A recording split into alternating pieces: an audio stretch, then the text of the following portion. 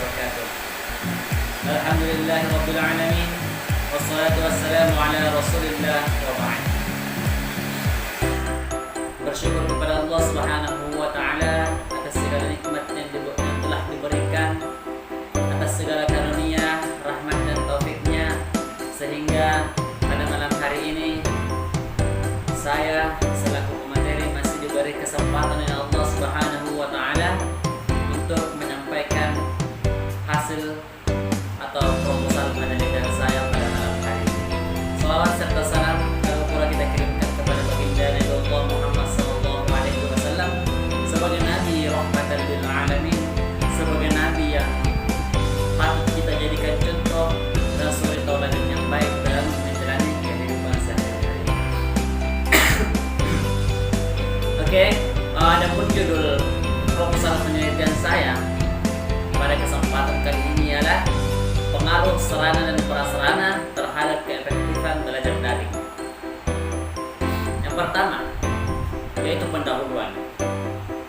Dalam perkembangan dunia pendidikan saat ini, setiap lembaga pendidikan baik resmi maupun non-resmi berusaha untuk memberikan dan melengkapi fasilitas yang ada di lembaganya untuk memenuhi kebutuhan semua warga sekolah, baik dari guru, staf, peserta didik, dan orang tua murid.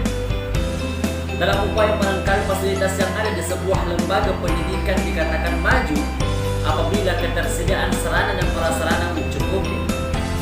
Hal baik dengan proses belajar peserta didik. Proses belajar mengajar dapat mengangkat, dapat meningkatkan dengan didukungnya adanya sarana dan prasarana yang mencukupi. Sarana dan prasarana pendidikan merupakan penunjang bagi proses belajar mengajar. Hal ini merupakan faktor yang harus diperhatikan oleh sebuah lembaga. Adalah faktor yang harus diperhatikan oleh sebuah lembaga pendidikan karena mempengaruhi proses belajar mengajar di sekolah. Adanya sarana dan prasarana sangat diperlukan untuk membantu proses belajar mengajar agar siswa lebih berminat dan mudah menerima penjelasan dari guru.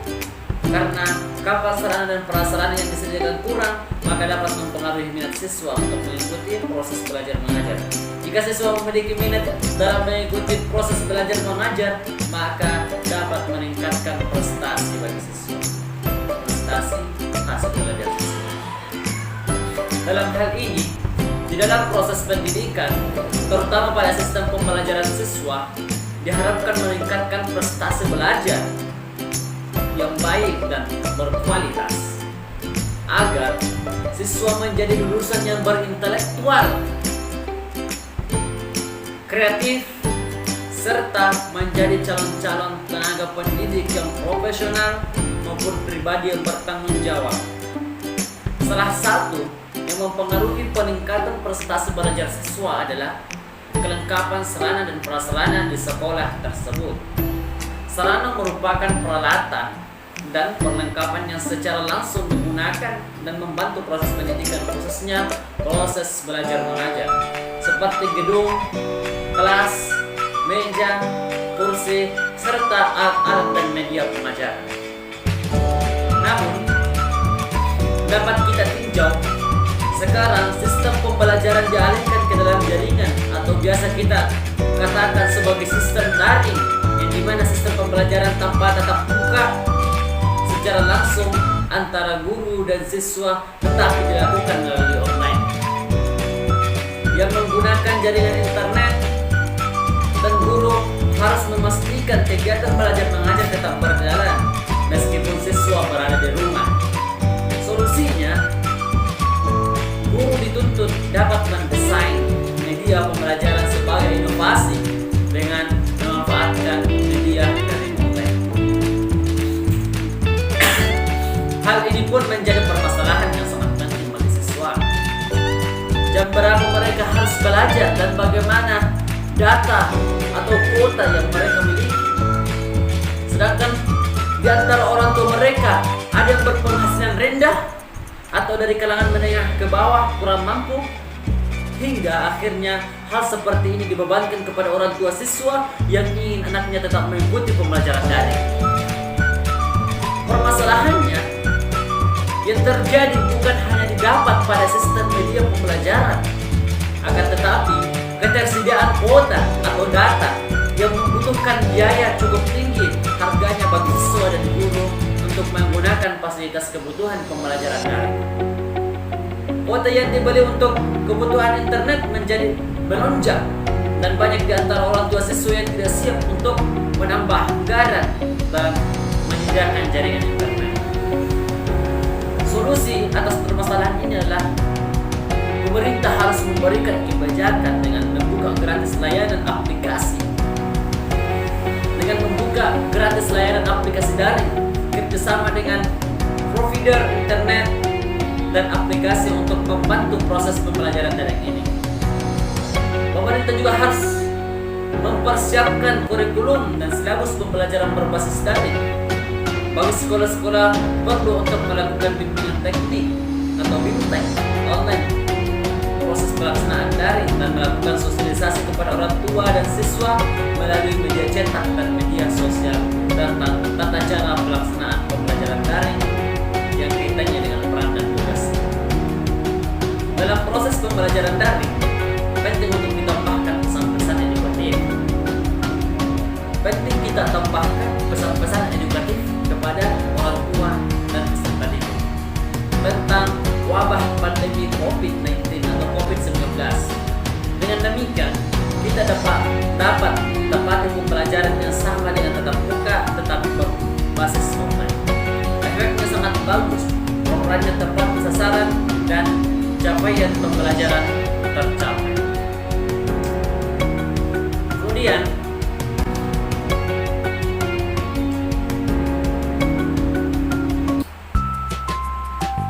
adapun yang menjadi variabel bebas yaitu sarana dan prasarana. Bagian pertama, sarana dan prasarana. Sarana adalah segala jenis, menurut teori Munir 2006, sarana adalah segala jenis peralatan yang berfungsi sebagai alat utama atau alat langsung untuk mencapai tujuan. Misalnya tempat, toilet, tempat sampah, dan lain-lain sebagainya. Sedangkan menurut teori KBBI, sarana adalah segala sesuatu yang bisa dipakai sebagai alat untuk mencapai tujuan atau tujuan. Sedangkan prasarana adalah segala sesuatu yang bisa menunjang untuk terselenggaranya segala proses, baik itu berupa usaha, pembangunan, ataupun proyek. Menurut teori Yuwono tahun 2008, sarana adalah segala hal yang dapat digunakan sebagai alat untuk mencapai tujuan dan memenuhi kebutuhan peralatan dengan perlengkapan yang diperlukan sebagai kelengkapan setiap atau fasilitas untuk meningkatkan kualitas dan hubungan hasil dan produk. Sedangkan pengertian prasarana adalah perangkat penunjang utama suatu usaha untuk mencapai tujuan yang meliputi bangunan, lahan, gedung, dan ruangan yang ada di dalam.